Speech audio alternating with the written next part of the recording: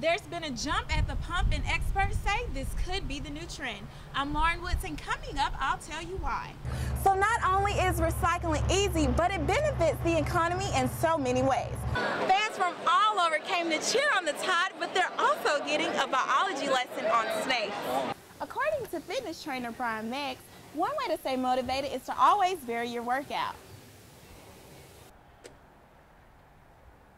Experts say when visiting an ATM to always be aware of your surroundings.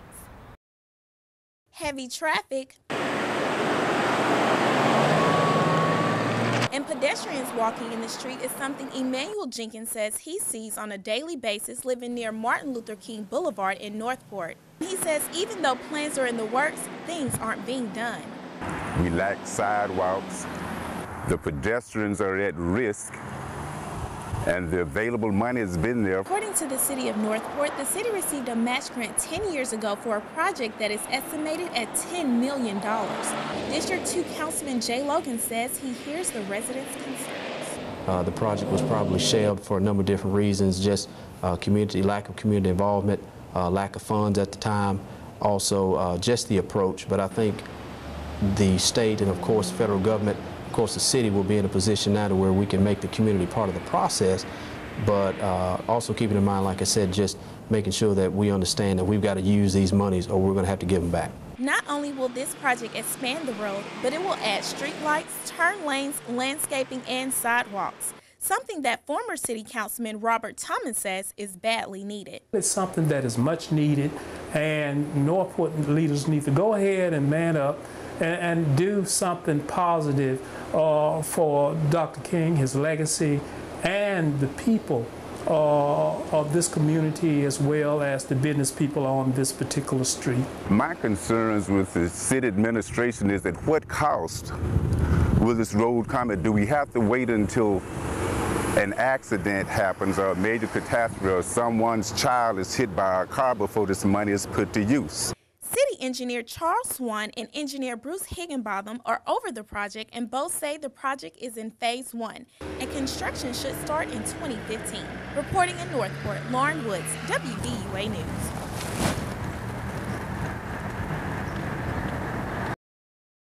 The President's Mansion and Foster Auditorium are familiar places at the Capstone, but Communication Studies Associate Professor Jason Black says there's more than what just meets the eye. Black has started a tour to highlight African American history on the UA campus. First stop is Foster Auditorium, known for the stand at the schoolhouse door. So what we see before us is the Malone Hood Plaza and the Authoring Lucy Clock Tower. The committee of public individuals, students, faculty, folks, alumni, folks related to the university, to conceive of a way not to focus attention so much on Wallace in this alcove at this site, but on the students themselves who fought hard, who were pioneers and pathfinders, right, pathbreakers, focusing on them as the actual agents. Next up, the President's Mansion. We are at Stop 2, which is right behind the President's Mansion.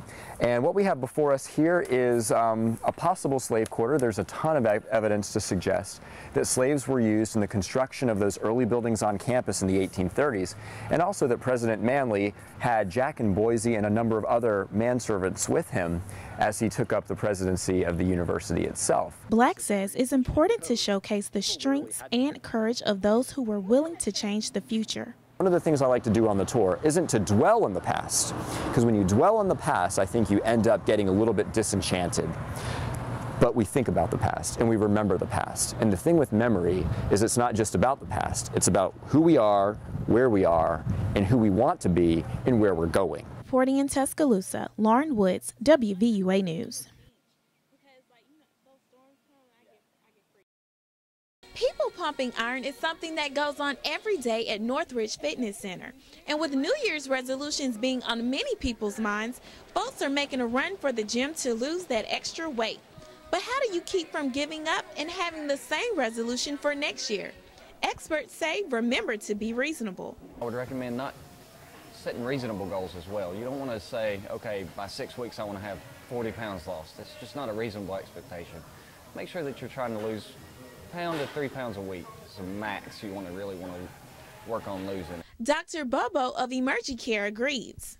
everybody wants to see an instant, immediate loss. It's going to take time, you know, and you can do some of these quick diets and quick solutions. You do lose a lot of weight right up front, but you'll gain it right back. According to fitness trainer Brian Max, one way to stay motivated is to always vary your workout. You want to really vary things and change things up on a continuous basis. Every 6 weeks, definitely change up your routine so you don't get bored with anything. And plus, that's going to keep your goals elevating as you go on. Cardio is the best way to shed those lbs, doctor's orders. You'll lose weight quicker by doing the cardiovascular running and walking. And remember, never get discouraged by what you see on the scale. If you're working out, you're going to be gaining muscle, and muscle weighs more than fat. So if you're replacing fat with muscle, you're not going to lose as much weight. So pay attention to size versus weight. It doesn't get here overnight. It's not going to go away overnight. Hoping you have a healthier and happy new year. How was your workout? Lauren Woods reporting, WVUA News.